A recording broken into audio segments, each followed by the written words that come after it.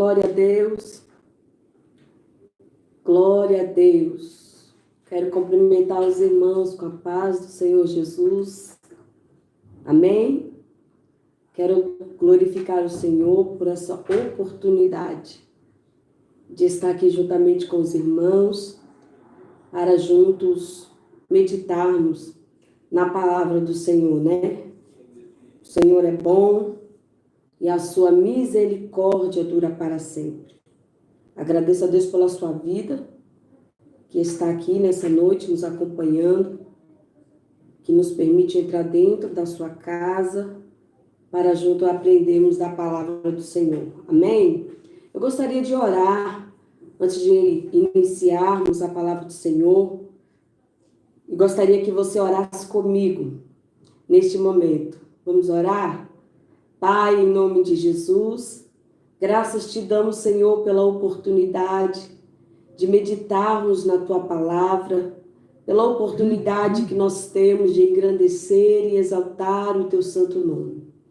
Ó Deus, muito obrigado, Senhor, por essa oportunidade. Pedimos a ti, ó Deus, por tua infinita graça e misericórdia, que o Senhor venha nos revelar a tua palavra, que o Senhor venha testificar essa palavra no coração dos teus filhos, cada um que está neste momento nos acompanhando, Senhor, meditando na tua palavra, recebendo a tua palavra. Ó Deus, fica conosco, dai-nos o discernimento e o entendimento desta palavra. Revela-nos, Senhor, pelo poder que é o teu nome e que o teu amor, a tua graça, a tua bondade e misericórdia permaneçam sobre as nossas vidas, em nome de Jesus. Amém? Glória a Jesus. Você que está com a sua Bíblia aí, que gostaria de me acompanhar, nós vamos meditar hoje na palavra que está no livro de Juízes, no capítulo 2, no versículo 10. Vamos falar sobre a geração que não conhece a Deus. Aleluias. Juízes, capítulo 2, versículo 10. Vou ler para os irmãos, que diz assim: E foi também congregada toda aquela geração a seus pais. E outra geração após ela se levantou, que não conhecia o Senhor, nem tampouco a obra que ele fizera a Israel. Quando nós lemos o livro dos Juízes, ele vai nos relatar o período de maior apostasia de Israel. Em Êxodo, no capítulo 34, após a idolatria de Israel pelo bezerro de ouro, Deus fez um pacto com Israel. E o pacto era que ele iria fazer maravilhas na terra que nunca foram feitas e que iria destruir os inimigos de Israel. Mas quando Deus faz o pacto, quando Deus faz a promessa, ele também faz um pedido. E o pedido era que eles não iriam fazer pacto com nenhum morador da terra que eles iriam herdar. Isso está em Êxodo 34, 12 e 13. Que eles não iam fazer aliança com nenhum morador daquela terra e que eles iriam destruir os altares dos deuses pagãos da terra que eles iriam herdar. E a palavra do Senhor vai dizer que Josué conquistou a liderança de Moisés, destruiu 31 reis. E Deus cumpre a promessa, porque Josué conquista as terras conforme a palavra de Deus, e ele reparte as terras para as tribos. Josué só teve uma falha que, diferente de Moisés, ele não teve um sucessor. Mas em todos os textos que nós lemos o livro de Josué, existe um texto muito conhecido, que está no capítulo 24, no versículo 15. A Bíblia diz que Josué vai reunir todo o povo de Israel e vai lembrar a esse povo de um pacto que Deus fez com ele, e o pacto foi quebrado. O pacto de Êxodo 34, versículo 15. E quando Josué reúne todo o povo de Israel, ele vai dizer assim: se vos parece mal servir ao Senhor, escolham hoje, então, a quem vocês querem servir. Ou vocês vão servir ao Deus dessa terra, ou aos deuses do Egito. Aí ele faz uma confissão de fé que ele vai dizer: mas eu e a minha casa, nós vamos continuar servindo e adorando ao Deus de Israel.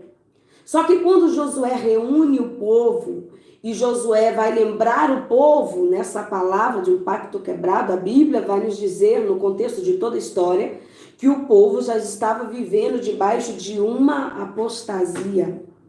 É interessante quando nós olhamos para essa promessa que Deus fez e que Deus cumpriu, e olhamos para a nossa vida, quantas promessas que Deus já nos fez, que Ele cumpriu, e passou-se ao longo dos anos e caiu no nosso esquecimento da promessa que Ele fez e cumpriu, e nós fazemos como este povo.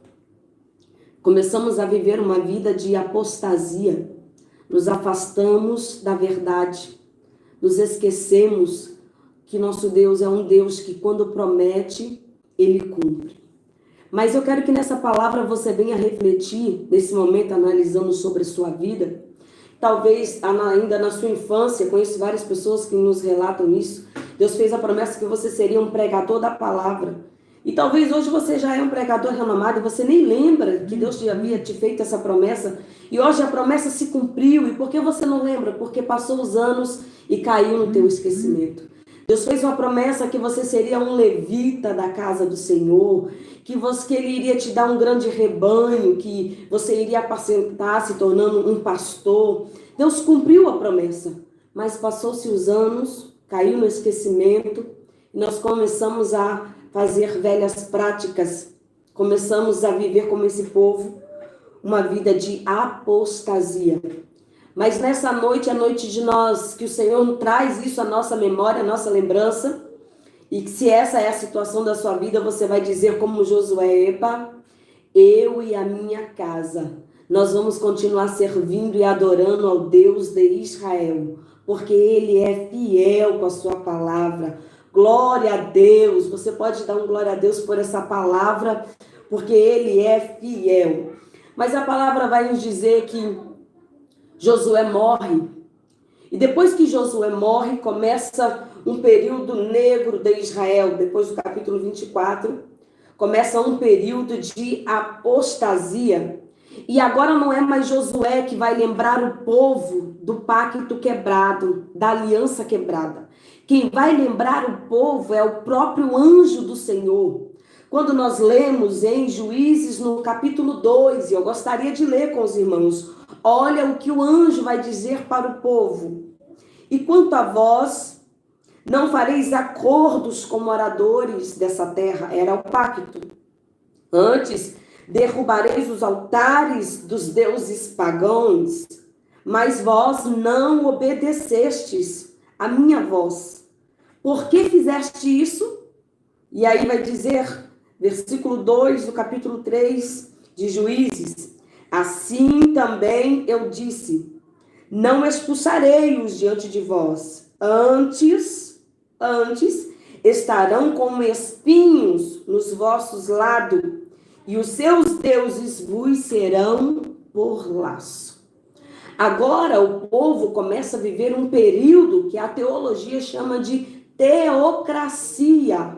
O que significa isso? Deus era rei de Israel. O povo agora começa a viver um período de apostasia.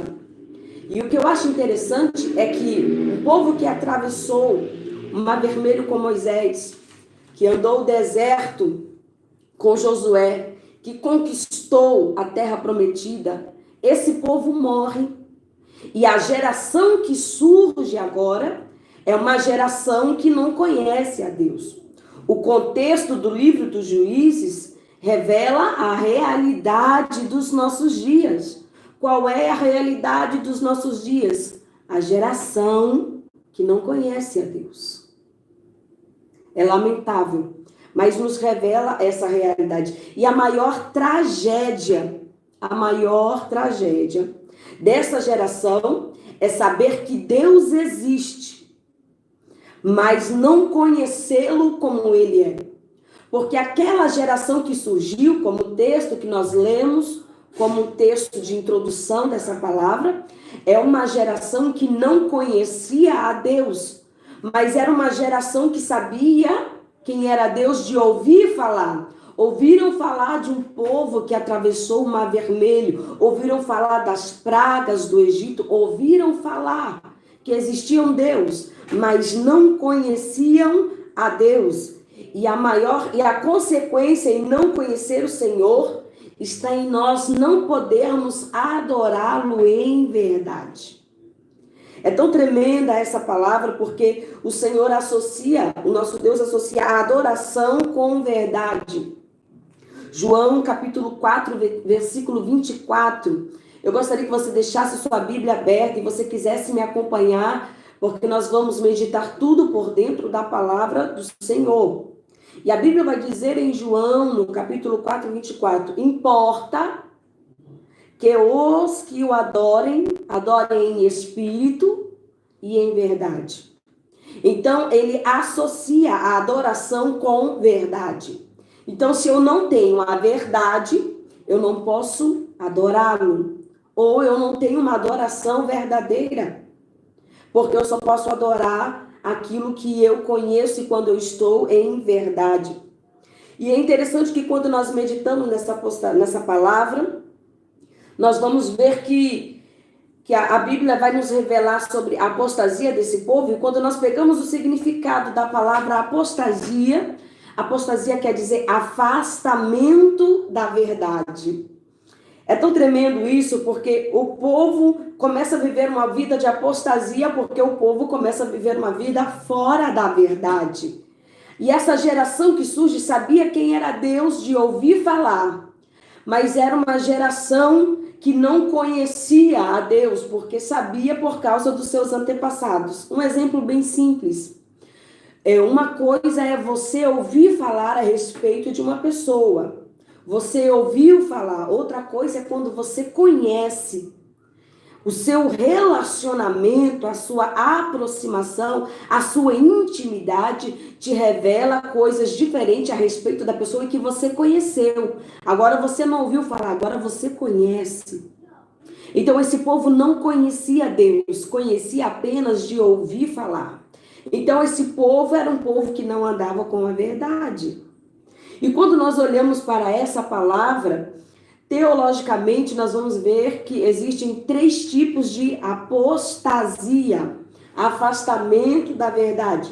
E eu gostaria de falar um pouquinho sobre elas. E a primeira que eu gostaria de falar é sobre a apostasia pessoal. Essa é uma grande realidade dos nossos dias e uma grande realidade em nosso meio. O que é uma apostasia pessoal? Apostasia pessoal é quando as pessoas estão preocupadas com a sua própria existência. Apostasia pessoal é quando elas vão viver uma vida baseada apenas naquilo que ela acredita, não na verdade. Um exemplo, se isso me faz bem, tá tudo certo. Se isso me faz feliz, para mim é isso que importa. Então ela está preocupada com a sua pessoa, com o seu ego, com o seu eu. A apostasia pessoal é quando eu estou preocupada apenas em meus próprios interesses, com aquilo que me faz bem, com aquilo que me deixa confortável, com aquilo que me faz feliz. E enquanto isso estiver bem, para mim está tudo bem. Porque uma apostasia pessoal. E por que isso nos afasta da verdade? Nos leva, então, a viver uma realidade de não conhecer a Deus. Porque a apostasia pessoal é baseada naquilo que você acredita que para você está bem.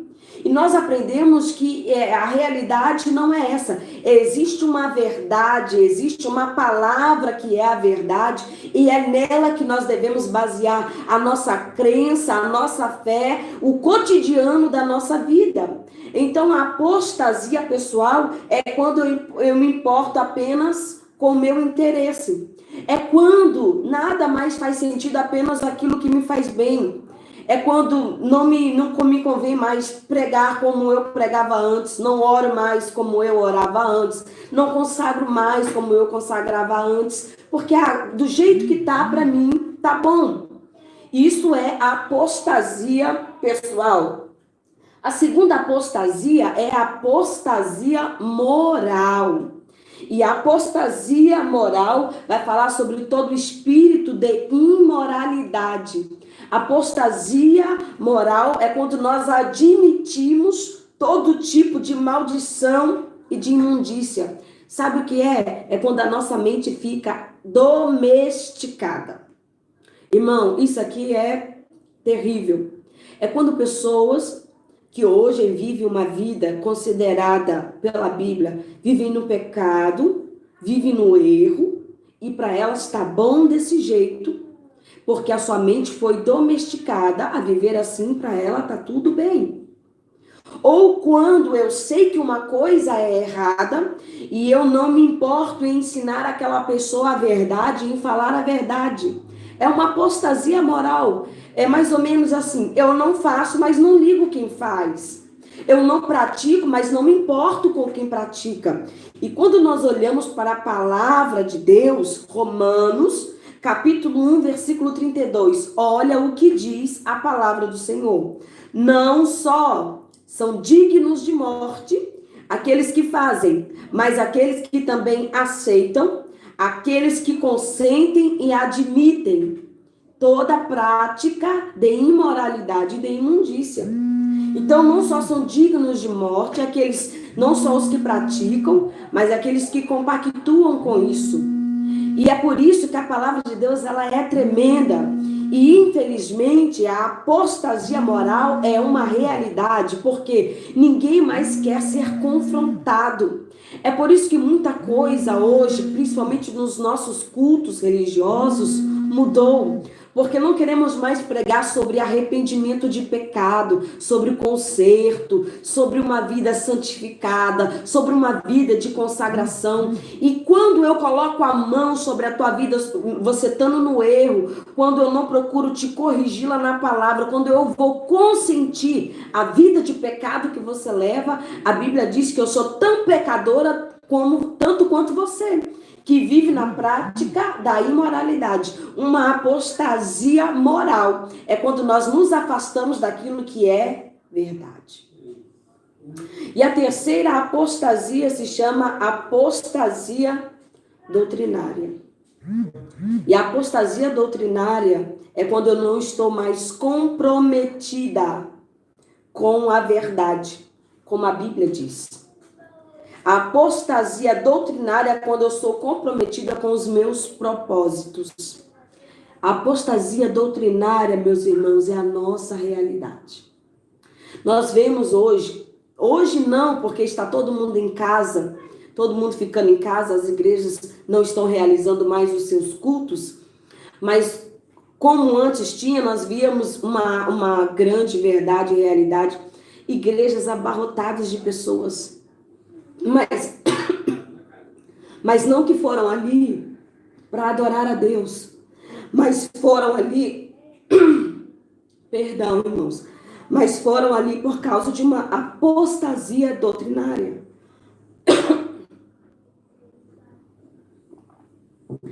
Foram ali não para ouvir a verdade, que é a palavra de Deus, mas foram ali para ouvir líderes religiosos que vão ensinar o povo segundo o seu propósito, segundo aquilo que ele entende que é por certo. Por exemplo, eu vou continuar fazendo o meu culto assim, porque assim está dando certo. Eu vou continuar fazendo o meu culto assim, porque assim o povo está sendo atraído para vir. Assim a igreja está enchendo, assim os nossos eventos estão dando certo. É quando o líder religioso, é quando o pastor, o pregador, quem é responsável pela palavra, por levar a palavra, está comprometido com os seus próprios interesses e não com a verdade. Porque qual é a verdade? A verdade é a palavra. O meu compromisso tem que estar em pregar a palavra, é no que diz a Bíblia. Então, quando eu não estou comprometido com a palavra e estou comprometido com o meu propósito, isso significa uma apostasia doutrinária. E um pouco disso, a culpa é nossa. Sabe por quê, irmãos? Porque é muito cômodo para nós pedir para que as pessoas, somente as pessoas, orem por nós. Lê uma palavra para mim, tira uma palavra para mim, coloca meu nome lá na caixinha de oração. Eu não sou contra nada disso, desde que você também busque. Eu não posso basear a minha fé e me basear numa busca somente por uma pessoa pagar o preço por mim. Mas eu mesmo querer também orar, é eu mesmo querer também me relacionar, é eu mesmo também querer ter uma intimidade com o Senhor. Então as pessoas começam a se afastar da verdade, começam a idolatrar, a basear a sua fé naquilo somente no que os homens dizem, não conhecem a verdade. Olha o que diz em João, capítulo 5, versículo 39. Examinai as escrituras. Por que eu tenho que examinar as escrituras? Por que eu tenho que ler a palavra de Deus? Olha o que diz. Porque cuidais de ter nela a vida eterna. E são elas que de mim testificam. É a palavra do Senhor. Isso é a verdade. Então, quando eu não pratico isso, quando eu não faço isso, eu começo a viver uma apostasia doutrinária. E a geração que não conhece a Deus, ela é destruída porque ela vive a sua realidade fora da verdade, porque ela não conhece a palavra de Deus. Quando nós lemos a palavra do Senhor no livro de Oséias, no capítulo 4, no versículo 6, o que diz lá? O meu povo perece. Por quê? Porque lhe faltou conhecimento. O meu povo é destruído. Por quê? Por falta de conhecimento. Que conhecimento? A palavra. Que conhecimento? A verdade. Quando você não conhece a verdade, facilmente você é destruído.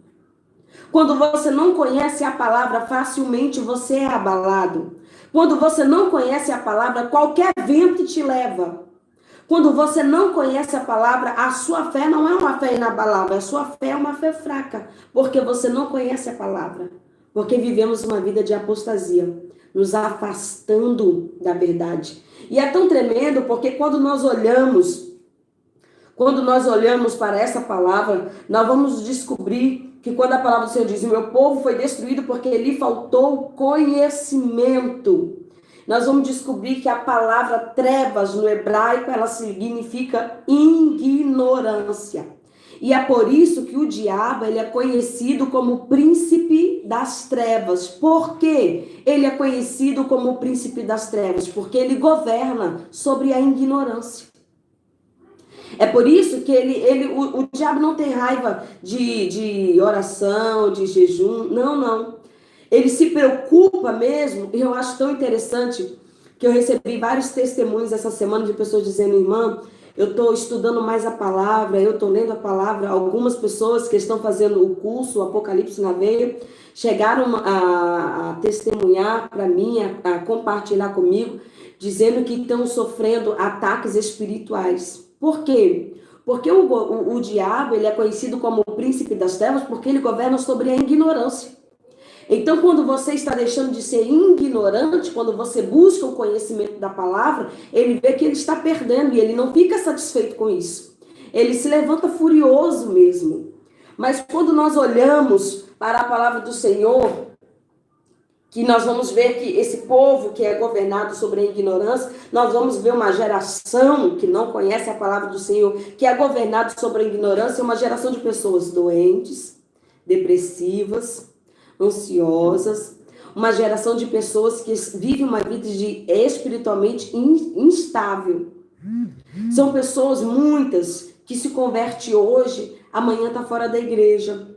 Aí passa 2, 3 meses, volta, se reconcilia de novo, mas não consegue se firmar. Por quê? Porque são pessoas que não procuram conhecer a verdade. Então, qualquer coisinha que te acontece, te abala, te enfraquece, te magoa, te aborrece, faz você sair da igreja, faz você abandonar a presença do Senhor, porque lhe faltou o conhecimento. porque ele tem poder de governar sobre a sua vida, sobre a tua casa, sobre o teu ministério, quando você não tem o conhecimento da palavra. Por quê? Porque ele governa sobre a ignorância. Mas quando nós olhamos para o significado da palavra luz, e a palavra luz no hebraico, ela quer dizer conhecimento.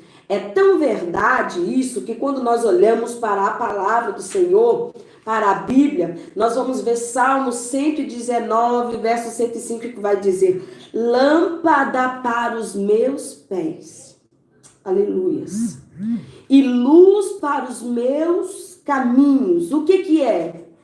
É a tua palavra. A palavra é luz para o nosso caminho, porque a palavra nos dá direção. A palavra nos dá equilíbrio.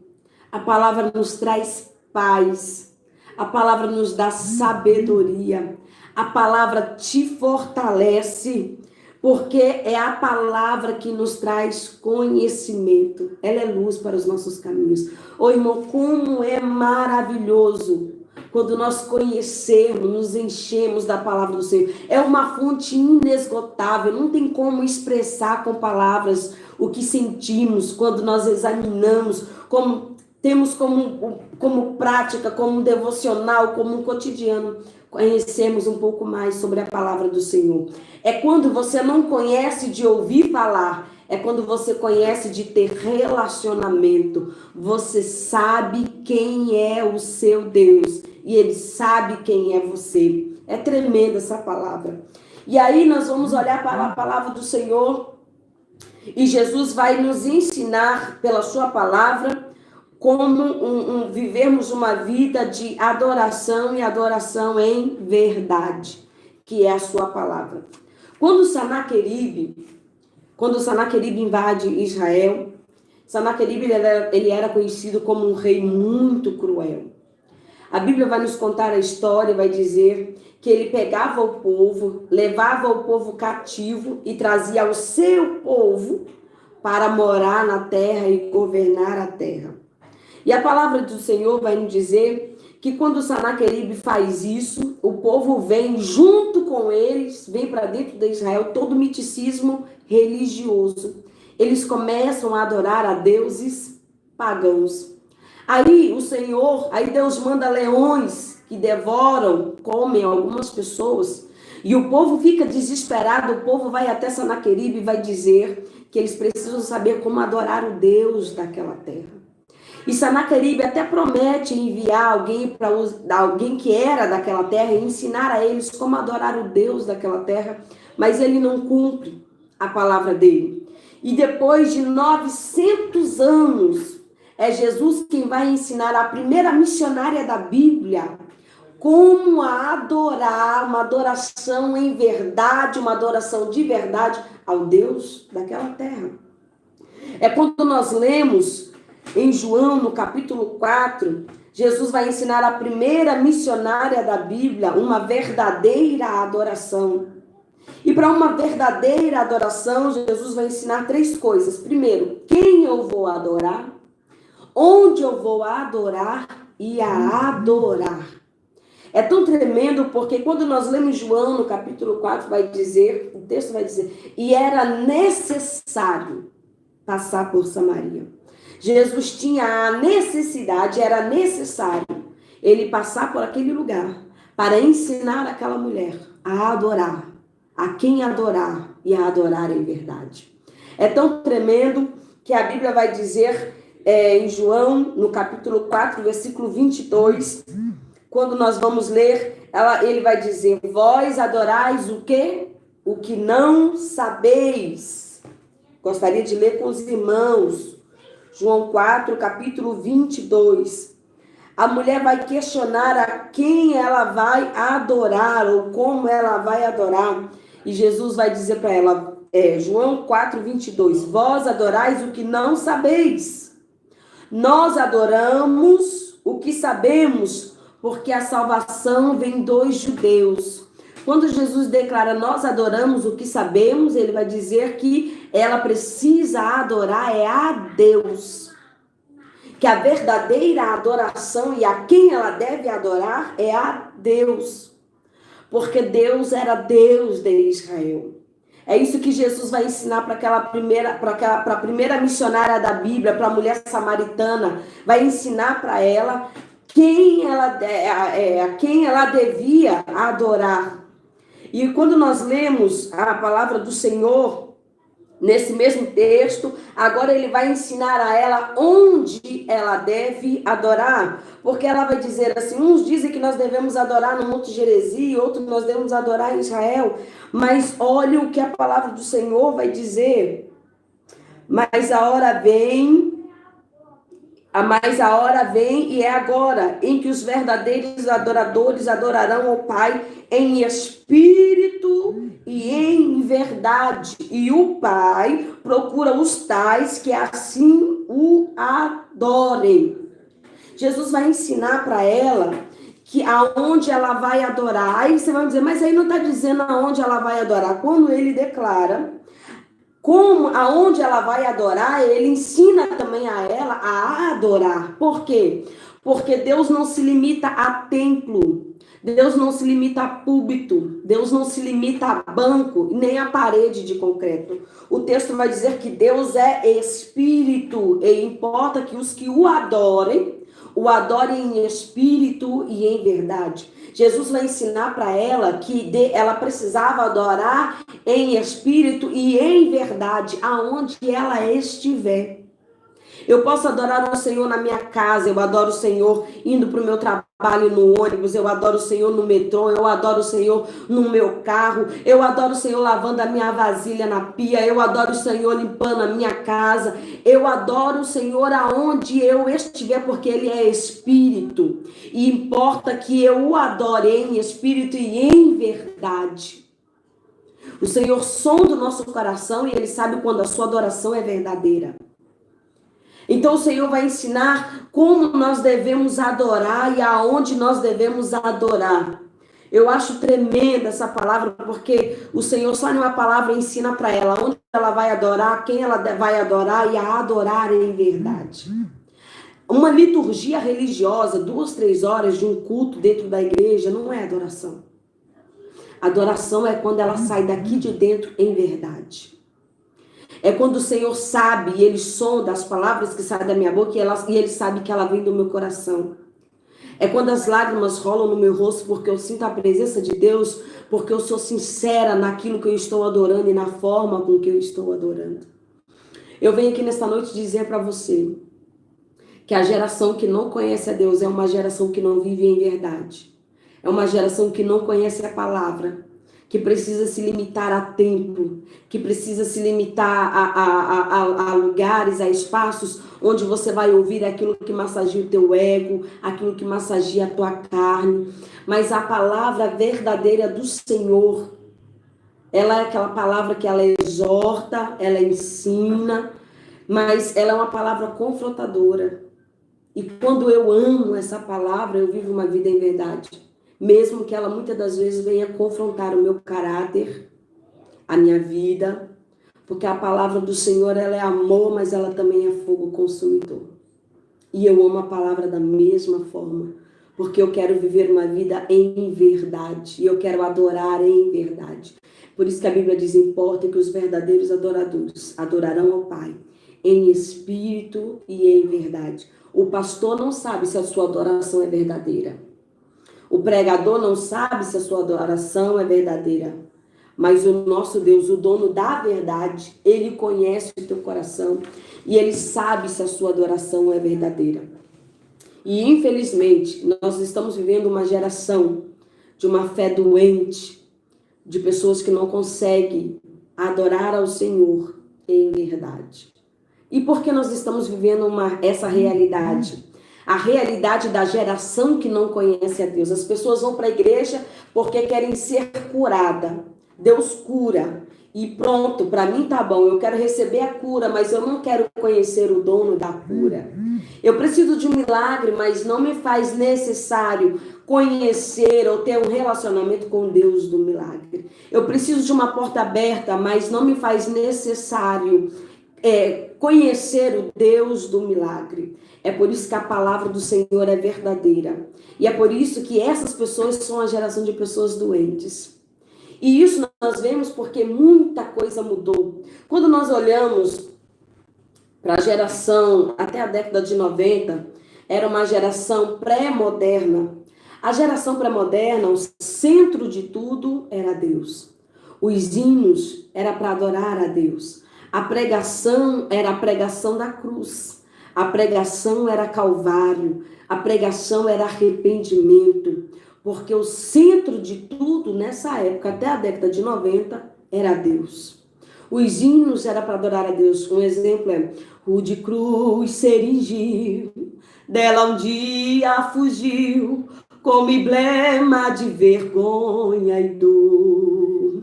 Outro hino: alma cansada não desespera, espera em Deus. Espera em Deus que Ele vem te socorrer. Era um tempo em que o pregador não conhecia de hermenêutica, teologia, não. Eram pregadores simples, e alguns mal sabiam ler e escrever, mas ele abria a Bíblia e dizia: Jesus chorou. Crentes eram batizados com o Espírito Santo. Crianças eram batizadas com o Espírito Santo. Por quê? Porque naquele tempo, o centro de tudo era Deus. Eu não ia para a igreja porque eu fiquei sabendo que o pregador de tal região, renomado, estaria no culto. Não, eu ia para a igreja porque eu queria ouvir Deus falar. Eu queria sentir a presença de Deus. Era um tempo maravilhoso. Mas esse tempo passou e nós entramos na geração da década de 90 até o ano de 2010, uma geração da pré-modernidade. E essa geração da pré-modernidade, o centro de tudo não é mais Deus, o centro de tudo é um homem. A pregação é para o homem, os louvores é para o homem. É tudo que satisfaz o ego do homem, engrandece o homem e levanta o homem. Nós vamos ver as pregações de que Deus vai te abrir a porta. Deus vai abrir o mar para você passar. Se Ele não abrir o mar, você vai passar por cima. E é tudo assim para o homem, é você, é o seu eu, é o seu ego. Um dos louvores que foi muito cantado, que é Sabor de Mel, né? Quem te viu passar na prova e não te ajudou, quando vê você na bênção vai se arrepender. Vão estar entre a plateia e você no palco, vai olhar e ver Jesus brilhando em você. Uma vingança pregada. Você não vai estar entre a plateia e o outro no palco. Deus quer que vocês estejam juntos, em unidades, em amor, em união. Mas por que isso mudou? Porque agora o centro de tudo é o homem. São hinos que vai levantar o teu ego, uma vingança pregada, é tudo pro seu eu, é tudo aquilo que te faz bem. É mais ou menos a apostasia moral. É tudo aquilo que vai saciar o teu ego e a tua carne. E agora, qual é a nossa realidade? Qual é a realidade da geração que não conhece a Deus?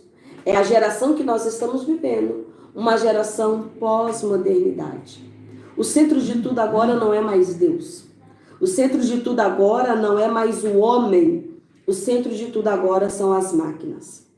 E as máquinas, eu costumo dizer que a modernidade chegou e tirou a espiritualidade de muito crente. Hoje em dia a mãe está dentro da sua casa fazendo uma alimentação na cozinha, o filho está no quarto mandando uma mensagem via WhatsApp perguntando se o almoço está pronto. Depois que o almoço está pronto, ninguém senta mais à mesa para almoçar, para jantar, para ter uma comunhão, para se relacionar, não. O pai pega o seu prato e senta no sofá assistindo jornal, a mãe está na cozinha e o filho pega o prato e vai para o quarto, sentar em frente de um computador para se alimentar. É uma geração que o centro de tudo agora são as máquinas. Sabe o que isso nos revela? Por que essa geração não conhece a Deus? Porque é uma geração de pessoas distraídas. Estamos distraídas com entretenimento. Temos na nossa casa uma TV com múltiplos canais, TV a cabo, uma Netflix, que se você pegar uma série para assistir, não é como uma novela que você assiste um capítulo hoje, amanhã tem outro, não. Você começou a assistir, você quer ver ela até o final, e quando você vê, amanheceu, entardeceu, anoiteceu, e você está escravo de uma televisão, em frente a uma televisão, assistindo uma série da Netflix. É a realidade dos nossos dias.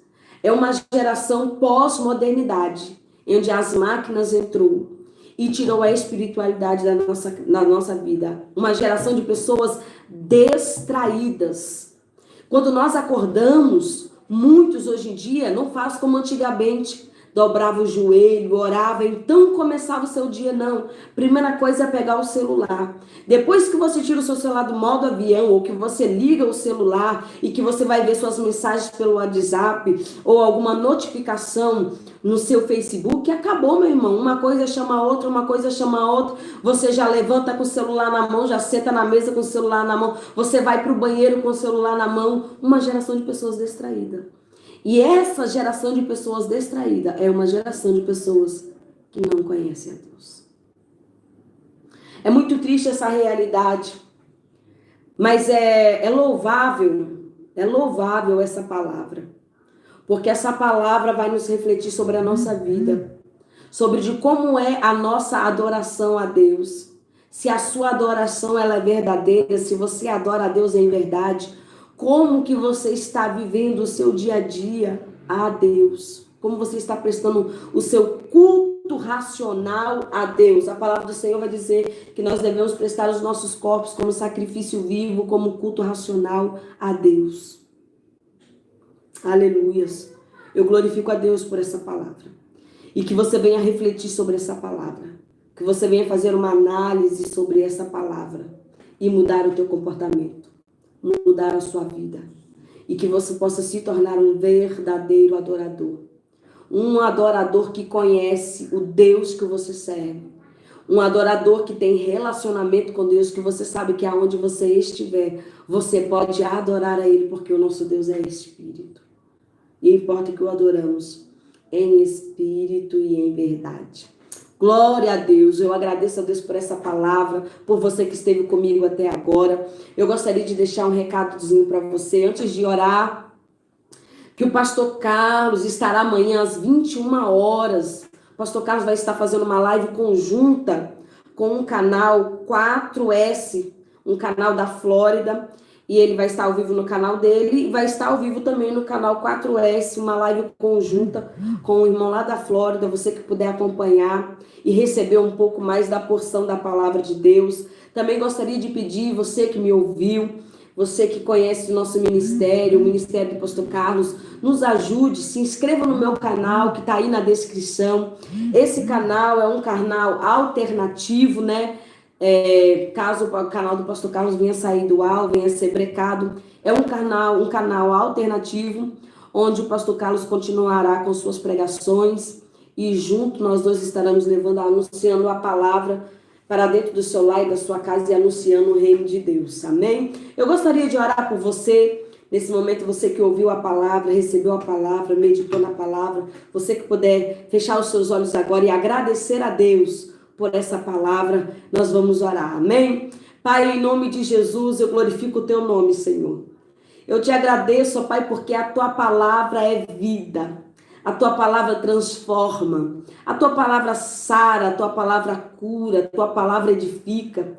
Eu oro a ti, Senhor, para que o Senhor possa visitar este lar, esta casa, a vida desse irmão, dessa irmã que ouviu a tua palavra, Deus, que tem um coração voltado para a tua palavra. Ó Pai, em nome de Jesus, cobre com teu sangue, visita esse lar, esta casa, repreenda todo mal, Senhor. Ajuda-nos a nos voltar à tua palavra, a uma verdadeira adoração. Ajuda-nos, Senhor, a nos voltar ao conhecimento da tua palavra, a nos aproximar um pouco mais de ti, pela tua palavra, pela oração, pela consagração.